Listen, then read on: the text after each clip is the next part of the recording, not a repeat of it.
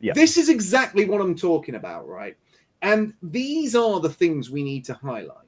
Posted a video about this earlier because I'd come across this in one of the WhatsApp groups that I'm in. This is absolutely horrific. I'm just going to bring these both up on the screen now. So the first image is this.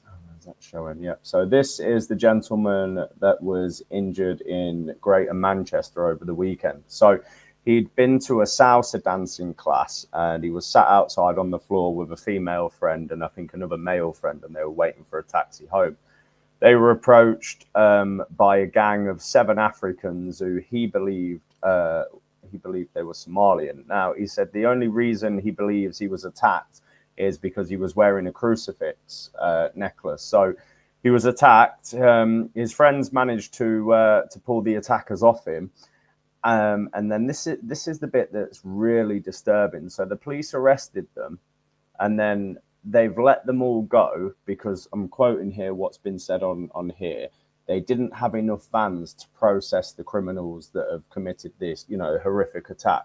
So the Greater Manchester Police are basically giving the green light for gangs of foreigners to wait, say it again. Say it again. How many Somalians were there? 7.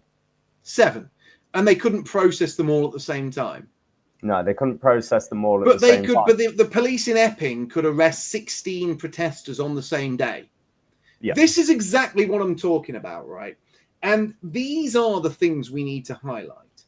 When there is a gang of violent Somalians marauding through the streets of Manchester, attacking white people, Greater Manchester Police will happily say, nothing we can do about it. There was too many of them. We didn't have the resources. We couldn't all fit them in the vans we had available. We had to let this one go. Sorry, guys. That's the end of it. Line drawn underneath it. Let's all move on. But at exactly the same time, another police force has got the resources to raid the homes and arrest 16 people for going to an anti-migrant protest. Now, if you asked normal Britons across the political spectrum, I am sure the majority of people would say the more heinous crime was the crime of assault. The more heinous crime was the gang of men attacking a defenseless group of innocent people who came out of a salsa class.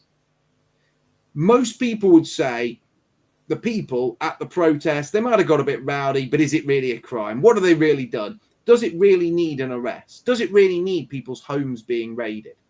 But the police will absolutely prioritize white people who say the wrong thing over and above violent migrant gangs that are targeting white people. This is the core of the problem. This is just another perfect example of two-tier justice. 7 Somalians couldn't be arrested at the same time because there was too many of them, so they have to be let walk free so they can keep committing their crimes. But 16 white people who happen to do the wrong thing at an anti-migrant demo absolutely can be arrested at the same time in coordinated raids.